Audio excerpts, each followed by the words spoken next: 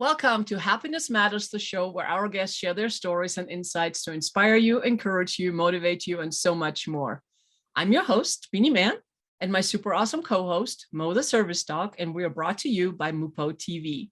Make sure you stay tuned for the newest episode every Friday at 7 p.m. Eastern, or catch the replays as well as any of the other great shows on mupotv.com. That is www.mupotv.com. And today I am so excited because season 1, episode 1, first show. It is my privilege and honor to introduce to you our awesome guest today. Well, my awesome guest today that I'm sharing with you. And this is my wonderful, fabulous, gorgeous son, Tim Mann. How are you, Hi. Tim? I'm great. Thanks for having me on. How are you doing? I'm super excited. It's awesome that to do this together. Yeah, I love that I get to be a part of the pilot with you. Yeah. Well, I think it's only fitting since you did the awesome music in the beginning of the show. Oh, shucks. Thank you. Because give credit where credit is due. No, it's awesome, and I'm so excited to have you on the show. And so of course, the show's called Happiness Matters, and I get asked so many times, what is happiness? What is it anyway? Will I be happy when I have more money? Will I be happy when I have the girlfriend or boyfriend or spouse or whatever, whatever things, will I be happy? And I look at people and I said, well, there's so many people who have everything or seemingly everything, but they're not happy. So I don't think that has anything to do with happiness. Happiness is a feeling that comes from within. Happiness is a choice. It's like you decide to be happy, and then everything else will just add to it. And for me, for the longest time, I thought I was happy, but then I was comfortable. I was in my comfort zone, so to speak, and looking back now, there's really nothing comfortable or really happy in that comfort zone. It's just I made sure that I maneuvered within certain perimeters so I wouldn't get hurt. And once I realized, then it's like, wait a minute, there's more. I want more. What is happiness really? And I was introduced to, I don't even remember what it was a podcast or a show or something. But that's the first time when I heard that happiness comes from within. It's a feeling from within that you decide to be happy no matter what. And for me, that changed everything. And now I really want to share that with as many people as possible. And I'm happy to have my guests on the show who share their happy and what adds to their happy and how they found their happiness. So there's really, that's happiness to me. And everybody defines it differently. I totally understand that. And I know, Tim, your happiness is, I would talk about that in a little bit later, but music is your happy place. I know that. Totally. So why don't you tell us a little bit about you? Yeah, well, I mean, like you mentioned, my name is Tim, and I like to produce music. And for now I've been going on around 5, nearly 6 years. I can't do math. Hey, that runs in the family. Yeah, it does. It does. So yeah, I've been producing music for about 6 years. 6 years ago is when I really started my whole journey in producing music. And it has just been such a fun thing for me to do with all of the details and all of the work that goes into it. It's just something that clicks in my brain, and it really is one of the best things for my mental health, is just getting in and fiddling with sounds. I love that. So you have a business that's the music, and I mentioned it's Naughty Bass. Tell us a little bit about that. Yeah, so Naughty Bass is the name that I came up with, just kind of thinking about the type of music that I like to listen to, which is mostly electronic music, but it's not technically a genre, but it's more of a vibe, which is of course extremely useful when talking technical details Right. when it comes to music. But the whole I guess avenue you want to call it is in the realm of space base. So I was thinking, well, how can I incorporate astronauts into it while also trying to make sure people know that it's gonna be some disgusting bass? And that's when it just clicked, naughty bass. And for those of you with any visual impairments, that's spelled Nauty, like the last half of astronaut, or like nautical, because there's some deep sea vibes too with it. But Nice. it all is really centered around this really big enveloping bass. And it's meant to be played on like loud systems where you're supposed to really feel it. And it's just totally different from any music that has really been out until the last few years. Right. And I love it when you create music and you get so excited. It's like, Mom, check this out. And I love your little disclaimer. It's like, you probably won't like it, but listen anyway. Oh, yeah. Well, because electronic music, when people hear, oh, you listen to EDM, a lot of the idea is that it's dubstep, which is that very loud, very angry sounding, not quite musical, just weird sounds thrown together in rhythm, excuse me. And that is a very, very small subsection of EDM. I mean, EDM is such a broad umbrella. It's like saying that Guns N' Roses is heavy metal, which they're technically, they have some of the same things, but it's not the same thing. Or that anything that's heavy metal or punk rock or post classic rock, hair metal, it all is rock music. Right. Yeah, that's technically right, but there's a little bit of distinction between some of the different genres. Nice. So for the layman like me, I mean, I didn't know you know, when you first talked about the music and everything, what does EDM stand for? Yeah, so for those of you unfamiliar, it's electronic dance music. And at the core of it, it is really about, can you dance to it? And If you can that, shake it, you can dance it. exactly. And there's all kinds of different types. Like I said, I mean, there's dubstep, which is that very heavy metal type sound. And then you have house music, which is that really classic dance vibe, that four on the floor, just boom, boom, boom, boom. And then, I mean, you have hip hop elements thrown in. Funk is being brought into the scene very heavily right now. And it just kind of takes from all of these other genres and is a lot closer to classical music than most people think. How Just so? because, well, so a lot of electronic music is really focused around the actual instrumentation and the technicality of the music versus a lot of traditional pop music, which is not to slam it at all because it is very, very well produced, but it is less focused on the lyrics or if it even has words at all. So a lot of it is really about trying to push the limits of what can be called music, whether that's taking an acoustic guitar and mangling that sample into something that you've never heard before, or just using a regular old synthesizer with the most fundamental types of sound waves and just building on those, or taking away harmonics in order to make a new sound that either hasn't existed before, has existed, but you're putting a new twist on it. But it's the whole genre, or not genre, but the whole community and the production side now especially is about really trying to redefine what music can be. Nice. And I like that what you said is like, can it be called music?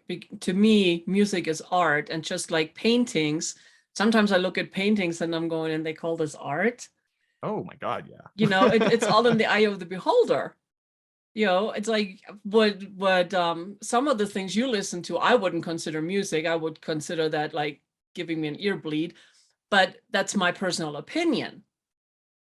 You Oh know, and yeah. it's still music and it's still art, and I appreciate it. It's just, you know, just like some paintings or some what you call it. Can't think of the word. That's where the German comes in. Mm-hmm. Oh, it's not a painting, but it's art when it's like created. What's the word? I mean, art. Oh, sculptures. Sculptures. Right.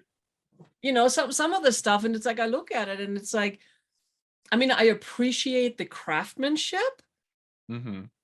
and it's just not something that I would either listen to, I would put in my house, or, would go near, but I do appreciate that. And I think with the arts, in any sort of arts, I think what the artist is saying is like, hey, this is who I am. This is what's going on 100%. within me right now, and tomorrow it might be different. But today, right now in this moment, this is how I'm feeling. Yeah, absolutely.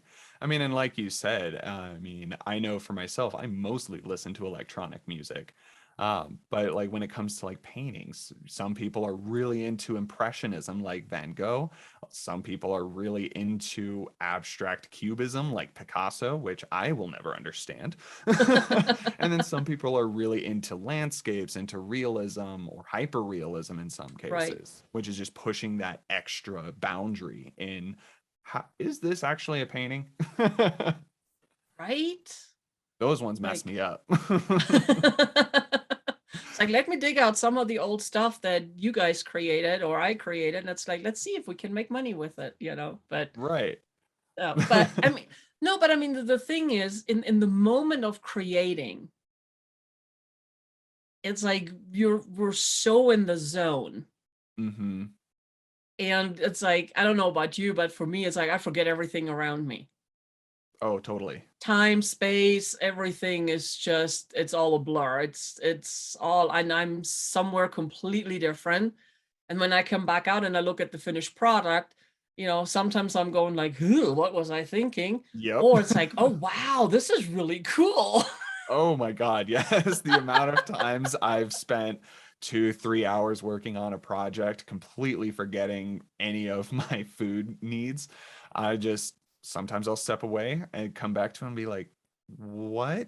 Why did I think that this was a good idea? Nothing about this works. Well, in the And then other moment, times I come back and I'm like, oh my God, I just made a banger. I love that. I totally love that. No, but that's the thing. And what I love too is the joy when you come to me, and says, hey mom, listen, I just finished this. Hmm. Just to watch you, there's the sheer joy in your whole, not just in your face, but I mean your whole being. Oh yeah, it's so hard to contain. I mean, and I And you think what shouldn't. right, absolutely not. No, no. Don't feel bad about feeling happy No, or never, joy. never. No, but I think the best way, like you're talking about, that energy of putting something into the universe that didn't exist there before, taking what's inside of you. I think a lot of being an artist and trying to create something, especially something you want to share. It's not just about what's going on internally, but it's also about accessing that higher self and really tapping into what is the deeper thing going on. Am I a conduit, or is this from me? Am I trying to force something, or is this just part of the state of the creation that I'm making? Mm. And I think that for me is one of the coolest parts of the process, and when gets me so lost in the process, because there have been days where I've spent 6+ hours and I haven't moved, but I've made some music. I totally get that. And that's all. I love that. I absolutely love that. So we're going to take a little break All and right. we'll be right back.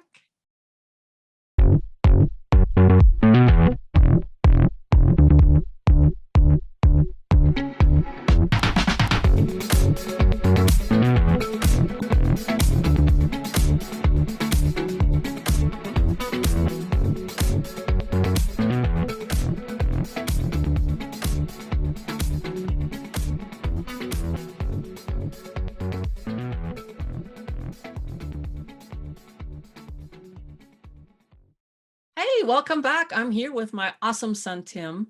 I'm so happy to have you on the show. And I'm so And we happy to talk a still little be bit, here. huh? And I'm so happy to still be here. Ah, yay. So we're talking music, and you're a musician. When do you remember when that all started, your love for music? Was it the sing-alongs we did That was when you were definitely little? a big part of it. It was a big part of it. I mean, it's hard not to fall in love with music when you are able to engage in it so freely and so openly, especially with what we did as a family. I mean, singing everything, Was it anything that we singing heard. though, or was it more bellowing along? I mean, little bit of A, little bit of B. I think we as a family are a lot more gifted than we like to give ourselves credit for. Yeah, I'm not gonna disagree on that one. Yeah. I'm with you. But I think actually a lot of my love for actually performing music and trying to bring music to life really started when I was in middle school with my band teacher, learning how to play the baritone, or I don't even remember. It wasn't technically a baritone, but it was a little smaller than a baritone. Maybe I can't remember the name. Starts with an E. Someone might know. Starts with a what? An E. I think it might be called an epiphone, but I don't know. Basically, One of it was a those baritone. things. Yeah. Um, but she really inspired a love for the performance of music and learning how to play it, learning how to add the inflection where it's needed, and not just for myself, but everyone around me as well. And really trying to have my part not overpower everyone else unless the music calls for it. So that was really, I think, one of the big things that got me into wanting to make music in some capacity. And then she, same band teacher who also taught drama, also pushed me to actually audition for a musical. And at first I was like, there's no way I can't sing. There's no way this is going to work. I'll just do it anyway. Okay. So Oh, I that was auditioned. Rent, wasn't it? No, that wasn't Rent. I can't remember the name of it. It had to do something with working. I think it was actually titled Working, but I Oh, can't okay. remember for sure. I think that's what I'm thinking about, but I'm thinking of the wrong title. But you were Yeah, amazing. thank you. I remember sitting in the audience and you came on singing. It's like I looked at Dad Mhm. and I was like, oh, I had no idea. Right. Yeah. And then after the opening night, I remember you saying that to me. I was like, yeah, I didn't know either. It was all a surprise for everybody. Right. And that's really what kicked off my love for actually performing music. And for a long time, I thought I just wanted to be a performer. So I tried to learn guitar. I'm okay. I'm not good. um, but that's all right. I mean, that's just another instrument I can use. But I think what really kicked off my desire to produce music, which is a little different from being a musician, because it's more of a composer. Think Beethoven in Mhm. that regard. So it's more thinking not just, okay, I have this instrument. How can I make this instrument make this most beautiful sounds with this instrument? It becomes much more about, okay, I have this instrument, I have this melody I really like. How do I add to it? How do I make sure that this instrument is able to really shine with other things going on?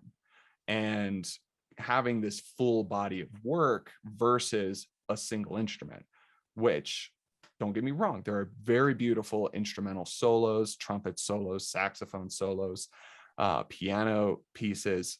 But for me, it's when all of it comes together, when you're able to have drums that are really moving, when you have the melodic component that helps keep you attached to the song. Mhm. And because of my love of electronic music, having a bass that just rocks you.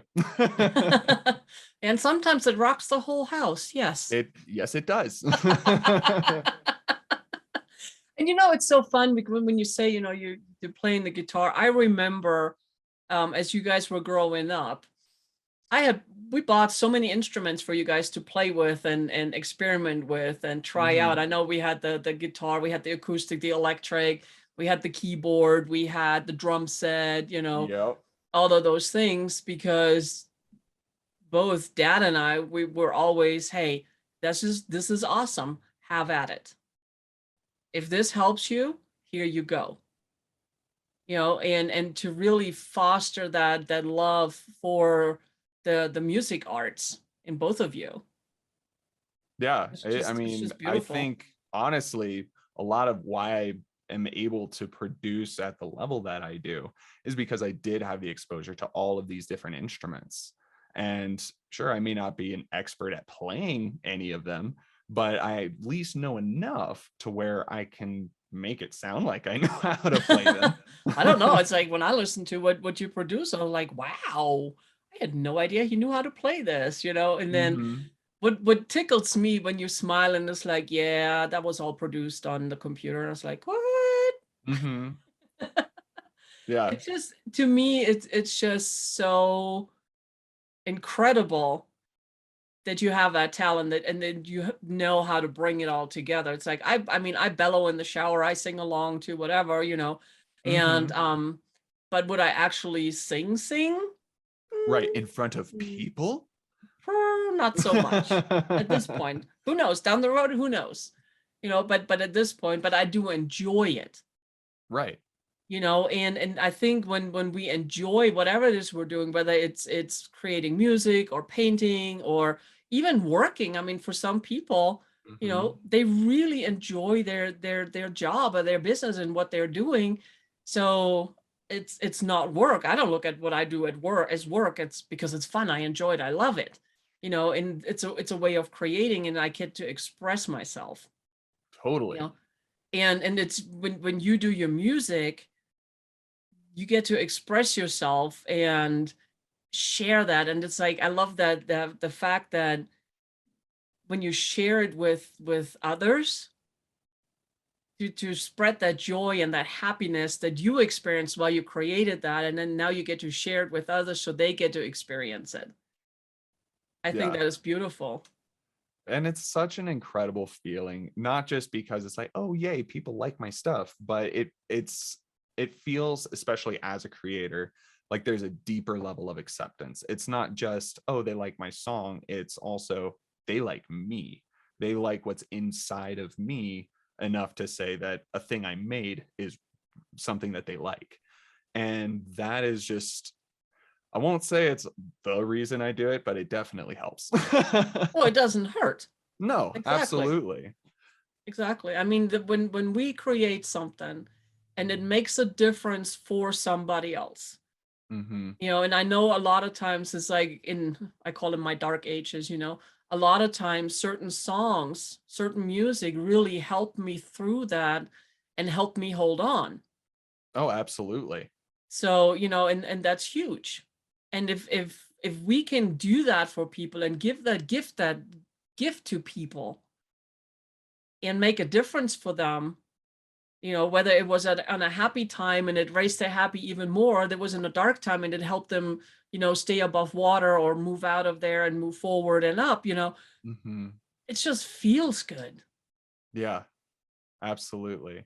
And I It think that's the whole reason why creators want to create. I, I mean, aside from people who are only in it for the money, I but no, I mean mean, that that's at a the nice side effect. it definitely helps. But no, the heart of a creator is just someone who wants to be able to provide that kind of emotional acceptance. Because I know for me, when I'm really down in my waves of depression, music is one of the only things that helps, whether it's listening to something that is really sad that I can just really resonate with so that I can feel it and move forward, or if it's something that completely is the opposite of what I'm feeling, so I can try and trick myself. Right? And And I sometimes we mean, need that.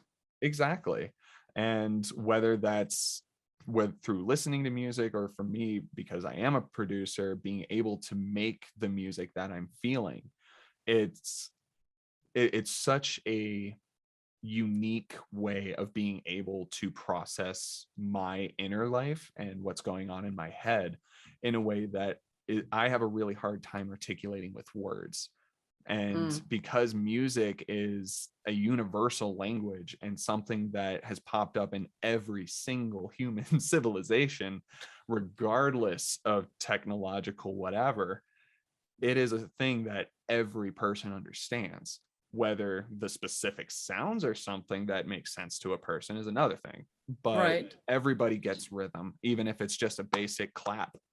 Mhm. Everybody gets a melody, even if it's not in a scale that you're familiar with.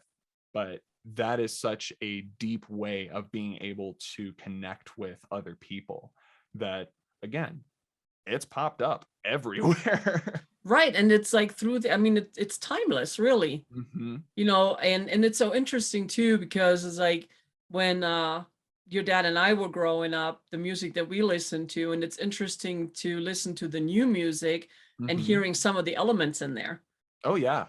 from, you know, and it's like, it's all coming back, you know, and it's Yep. just like, you know, or they take bits and pieces and make something new.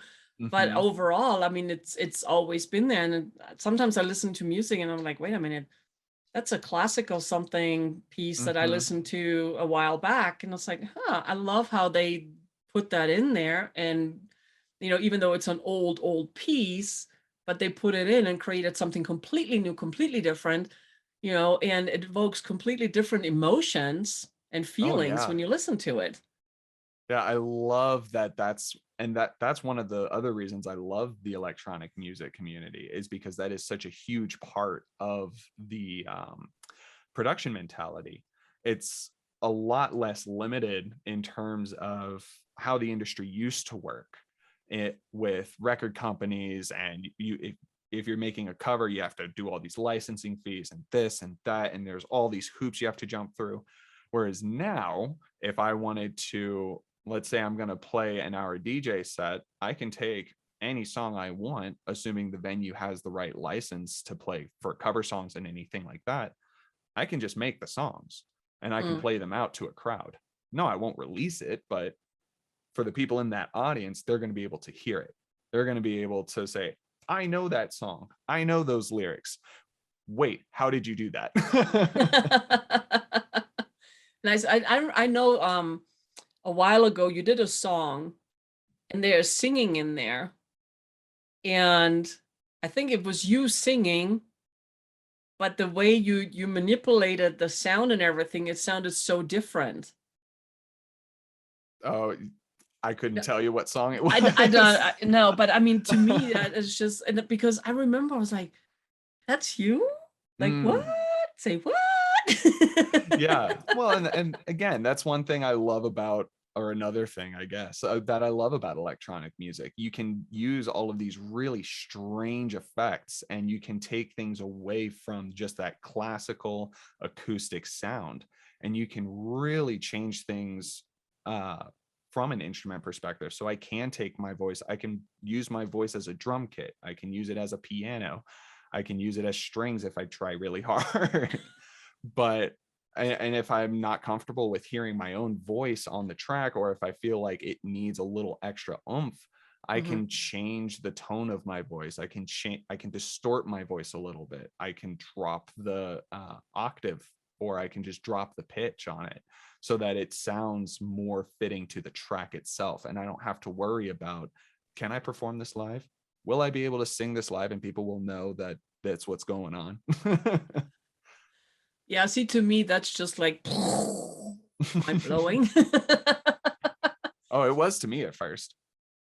Right. Well, I mean, for me, because, you know, I am the older generation, you know, Mhm. we didn't have all of those things available to us. To us, it's like, here's your instrument, here's your voice, go have at Yep. it. We didn't have all the tools that you have today where you can, you know, really manipulate everything Oh, and make yeah. it sound, you know, take a really crappy sound and make it something that it's like, wow, this is awesome. Mhm.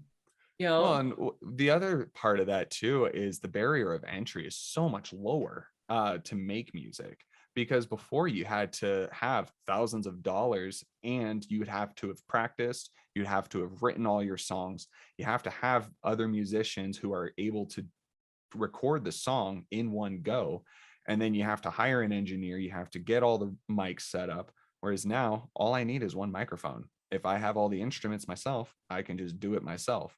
If I have nothing and just a laptop, I can do it all in my laptop. And that we're in an age where music creation is unparalleled in terms of who can do it. However, that does also mean that there's also a lot of not very good stuff out there, but that's all right, because that's people still trying, that's still people seeking to create and further spread their own happiness that they're getting out of creating. I love that. Oh, very good. I like it. So we're going to take a little break and we'll be right back.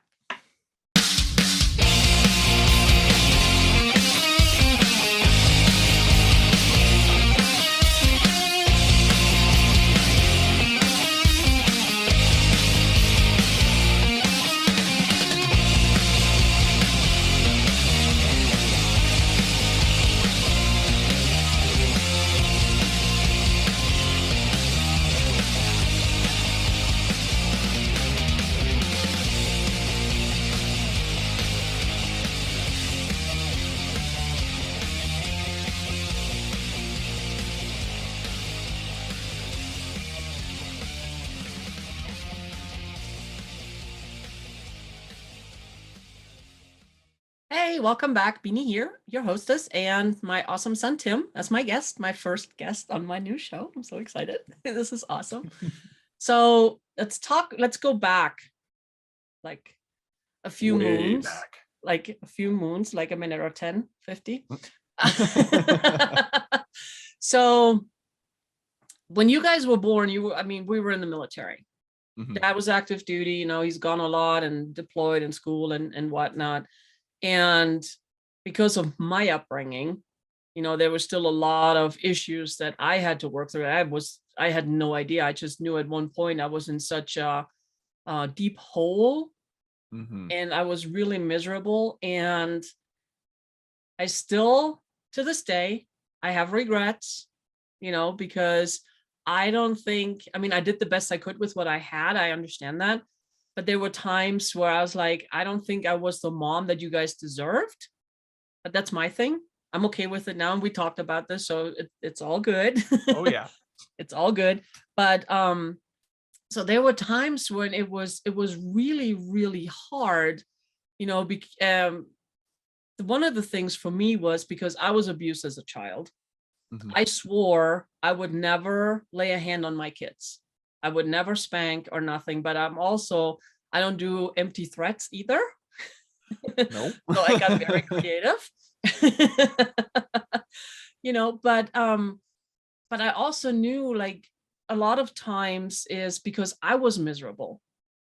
And I didn't know it at the time, I know it now, but then I was reflecting it out onto you guys, and you were pretty much throwing it back into me. There was this really vicious cycle that we were in at one point. And then for me, it was like a lot of physical pain and like all that mental junk that was still coming. And then being the mom and, doing the best I can, being the military wife and everything.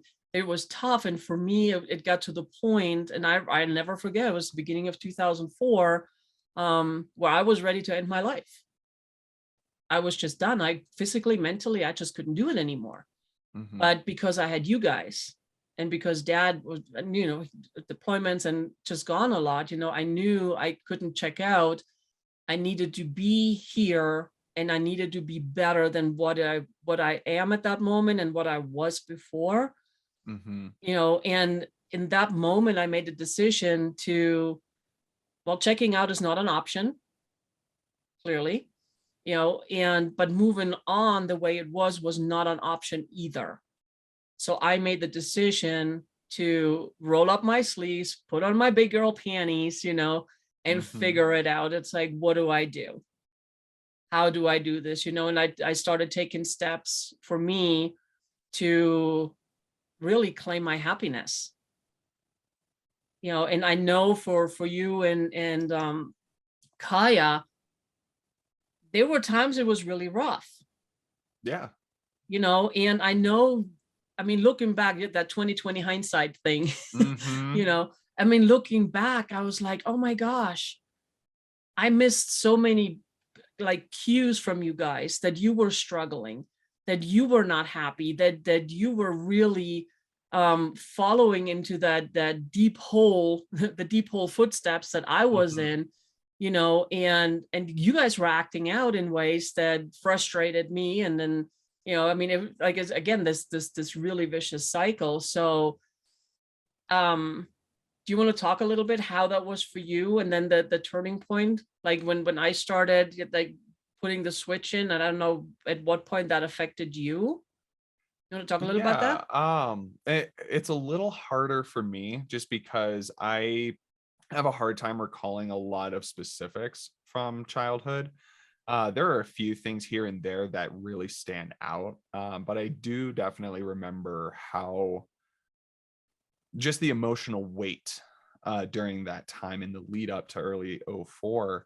And I mean, I at the time I didn't know how to process it. I didn't know how to deal with it because I mean, I was how old? I was Yeah, 10. and plus you didn't have the words. You didn't, Exactly. you I know, didn't and the have the feelings and the vocabulary emotions for and it. Hmm. mhm. Well, not just that, but I hadn't, because I was still so young, I had not experienced a wide enough breadth of emotions and had conversations where I was able to articulate it at that point to where I could identify why I was feeling this way or how I was feeling to begin with. And I think that was really what led to a lot of the acting out. Um, I do remember, I think it was really 2006 where things really started to turn around overall. Um, just because, I mean, that initial step to take the change and then all that process of going through the change and the metamorphosis, it's a It was lot to brutal. go through. Yeah. But I think it was about 2006 where there was the light at the end of the tunnel was actually visible. And I think we as a family were able to all recognize it together. And that's when we really started moving that direction.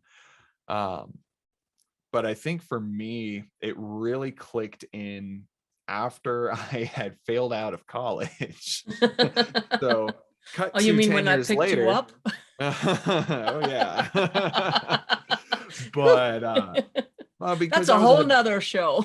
Oh, well, I don't know. I think I can summarize it pretty quick. But I mean, I was a habitual liar for a very long time, and a lot of it came from that deep, unsettled place of being uncomfortable with myself. And a lot of that, no, with that hindsight, came from a place of not understanding what I'm feeling. I just knew that what I was feeling was incredibly strong. It was overpowering, and lying was a way for me to feel in control. And once I brutally messed up with college, um, that was where it really clicked in that I can't keep going this way, because if I keep doing this, it's going to only get worse and worse, because every time I would have these really large and elaborate lies and these webs of things I have to remember. Yeah, it was great for my missing dopamine brain at the time, because it was a lot of stimulation. It was always having to think about, oh, what this is, how to do this and do that, and how to navigate this situation now with this information. And I was able to, thankfully, through a pretty strong intervention from you, um, to really recognize it as an insecurity and that feeling of, I don't know what I'm feeling. I don't understand what's going on inside of me. Um, and it was a really slow going process. I mean, I was able to cut out the dishonesty at that point moving forward, thankfully, Thank just because goodness. of no joke. But it really wasn't until a few years later from then where I was able to be in a place, not just where I'm not being dishonest to the people around me, but I'm also not being dishonest to myself, and I'm actually be able to look at myself in the mirror and be truthful. And I think that's where a lot of the, not just lying, but the insecurities, the lack of acceptance, the not knowing how I'm feeling really came from. I just wasn't comfortable in my own skin. And the thing that just absolutely flipped that on its head was my introduction to the electronic music community. I remember my first show, it was a dubstep show here in Colorado Springs. It was the last show that the venue ever had. And we were there until they closed it down. They threw on the lights and we kept going, because what are they going to do? Shut it down? Kick you out. Exactly. So, and that was really the first time being introduced to why people love electronic music. Yes, the music is amazing, but it's the community and it's the live shows. It's that feeling of togetherness that is really hard to put into words. Um, and then from there, it was, I think, another year or so before I went to my first festival. And woo, let me tell you, there is something else about a festival, especially a camping festival for 4 or 5 days. The level of community that is required for everybody to respect each other and get through those 5 days is immense. And the history of electronic music is rooted in what's called PLUR, which is an acronym for peace, love, unity, and respect. Oh, I like that. And it's at the heart of electronic music. Yes, there are people who are into electronic music, go into crowds who don't abide by the rules. They're not the dudes. But the community as a whole is so supportive of each other, and not just supportive, but accepting of where you're at. And I think that's the thing that really just hit the switch in my brain where I can be who I am, which most days is the weirdo. I don't talk a lot because it's a lot for me. And it's a lot easier for me to articulate things with sounds. And knowing that these 40,000 other people are, sure, I won't remember vast majority of them, but the environment that's created in that space of just pure unconditional acceptance is something that cannot really be put into words. And until you feel it, you don't understand it, you know? Yeah, and we'll be right back.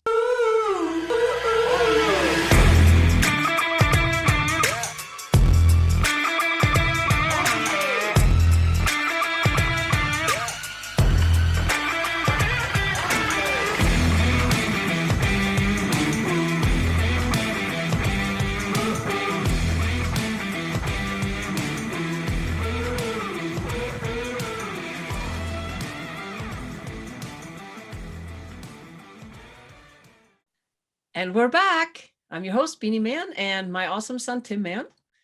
And let's talk a little bit more music. You talked about that festival you went to, and I remember when that first came around and you bought your tickets for that months out. Mm-hmm. And all the As months soon as they leading were on up to sale. that. Oh my gosh. I mean, every time you talked about it, you were so excited. And so, I mean, that was really your happy place. Now, going to that concert, was that your happiest time ever? Up to that point, absolutely. Good for you. Absolutely it was. Good for Um, you. and like I was mentioning earlier, it really came down to the fact that it was because I did feel that deep level of acceptance, because I didn't feel like I had to pretend to be anyone else. I could just be another face in the crowd, and the people that I was hanging out with were all the same as me, basically. Just a couple of weirdos who liked really weird You're sounds. not a weirdo. I mean, okay. I think you're awesome. And yes, I'm totally biased. Hey, I can be both of those things, okay? So let's talk a little bit more about that music festival. Yeah, absolutely. Because I mean it's a what, a week-long thing. And I mean, and the reason I want to share that with our audience is because if and I know when you talk about it, your whole everything lights up. Mm-hmm. And you just really exude happiness just from there. So tell us a little bit more about that festival and your experience. Yeah, so the festival is called Electric Forest, and it takes place in Rothbury, Michigan every June. And it's actually 4 days, but you can also get the early day access for the pool party hangout for 5 days, which I've done every year, or the 2 years I've gone, and this third year coming up.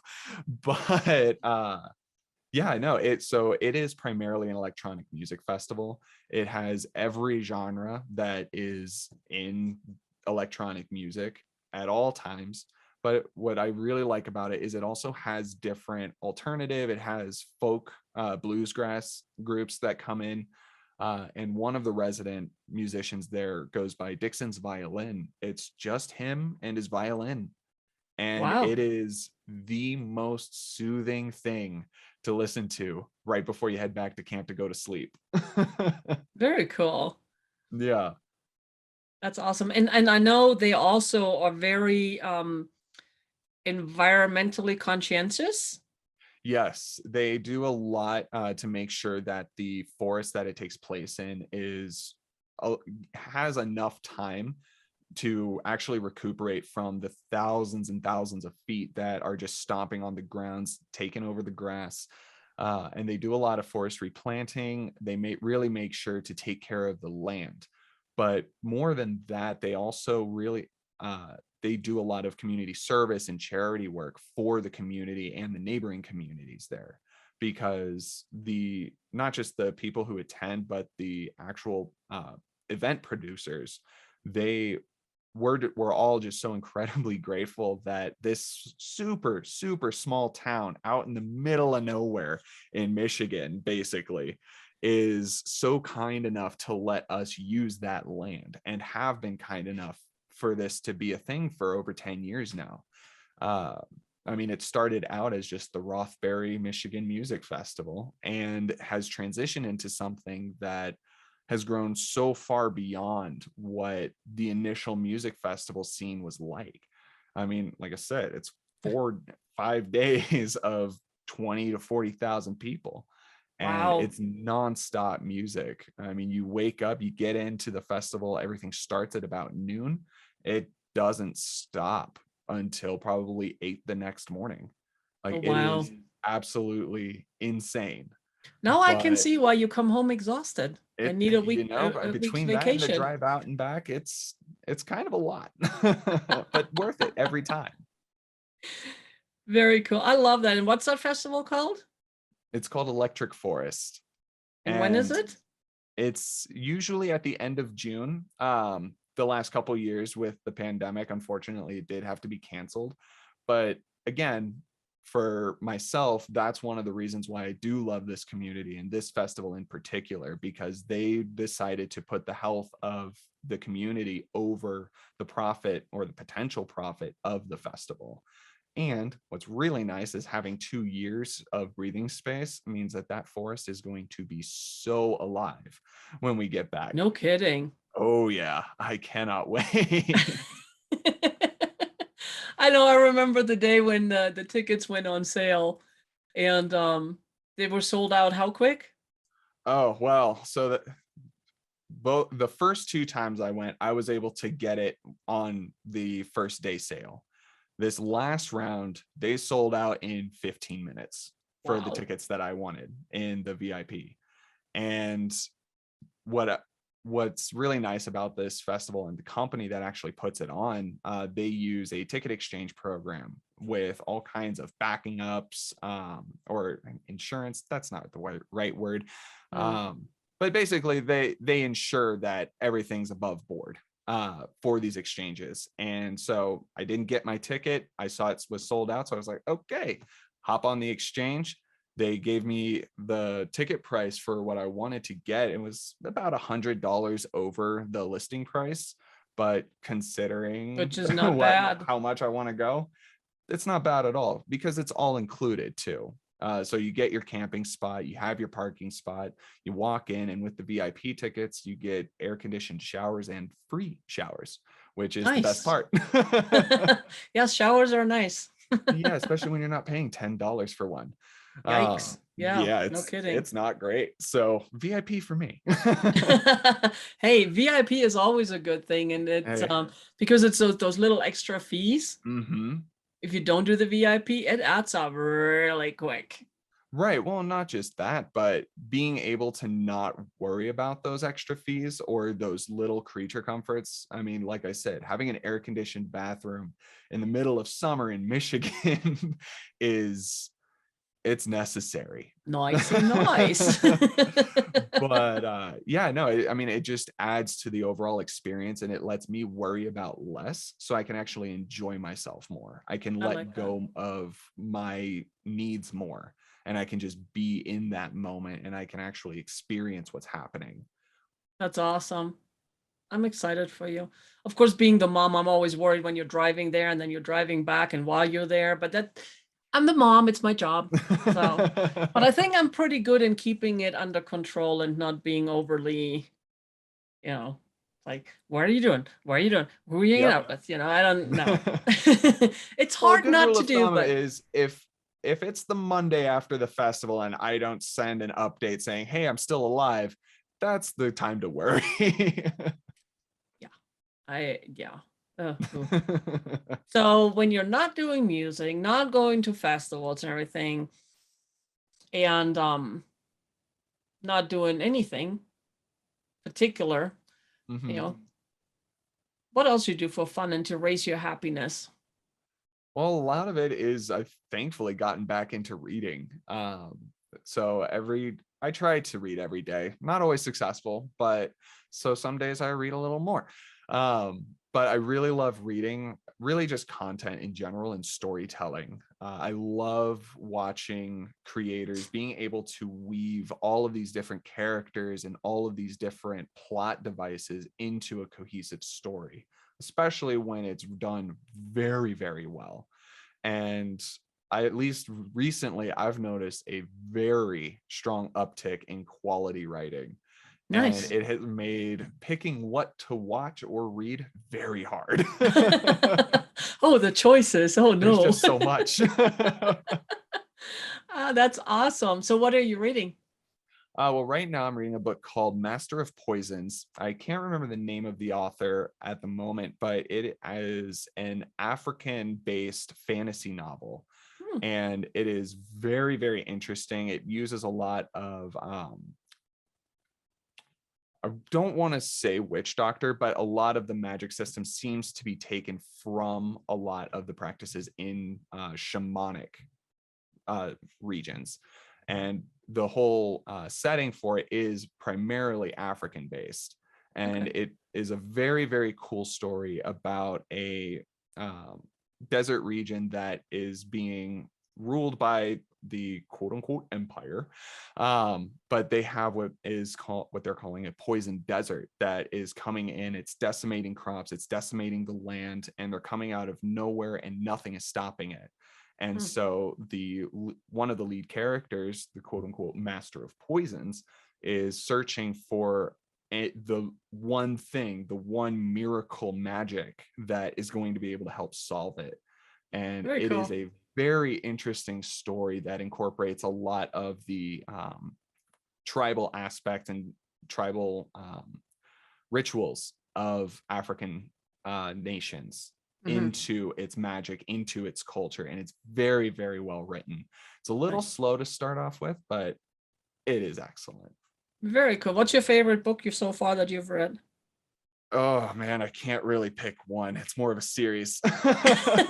There's so many. um no, so the actual favorite book for me is the fourth in a series out of 10 that's going to be written, called Rhythm of War. The series itself is called the Stormlight Archive by Brandon Sanderson, Hmm, and it is a 10-part epic novel series. So each book is about 1,000+ pages.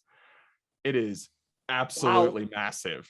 It is wild that this guy is able to crank out this much book.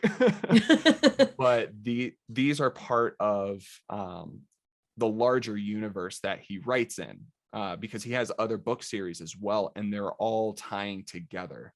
So it's hard to really say that it's one favorite. This series in particular is incredibly well written and deep, and the level of planning that has gone into it is absolutely insane. I've been able to, this is the first book series I've reread, the only book series I've ever read twice, Wow, because it's that's so awesome. dense. And a lot of the books, even across the different series that are within this universe, they all intertwine in different ways. Mhm. whether it's this one particular character who shows up in every single book, or the way the different magic systems operate together, or how they're all tied together.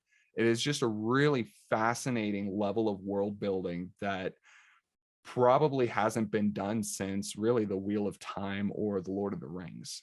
Wow, I love that. That's awesome. Hey, Tim, What's up, Mom? you're awesome. If people want to get a Pretty hold of awesome you, how can too. they get thanks.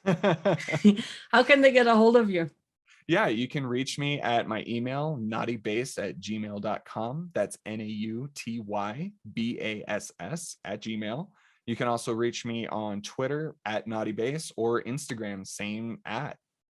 Awesome. Thank you for being my guest, my first Oh, guest on my new I'm show. so pleased you asked me to be. Oh, I'm so tickled. Hey guys, stay tuned for the tip of the week. I'll be right back.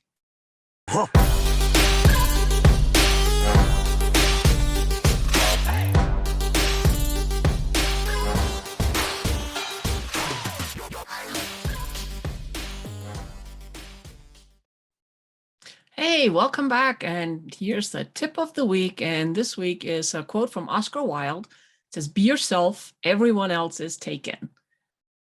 Always be yourself. Whether you're creating art or you're just talking to somebody or you're out and about, just be you. Be authentically you, because here's the thing, people will see right through it if you're fake. They may not catch on right away, but eventually they will catch on and they will see right through it. And wouldn't you rather talk to somebody who's authentic, who's real, and not trying to pretend somebody just to fit in or to be liked and whatever? Because here's the thing, if you're authentically you, the right people will be around you. You will attract the right people. And the others, don't worry about them, because they're really not there to serve you, to help you in any shape or form, because it's fake. It's not real. So be yourself always, every day, all day. Be yourself. Be kind, but be yourself. And yeah, that's the tip for the week. So be happy, be kind, be love. And I'm looking forward to seeing you all next week. Have a great one.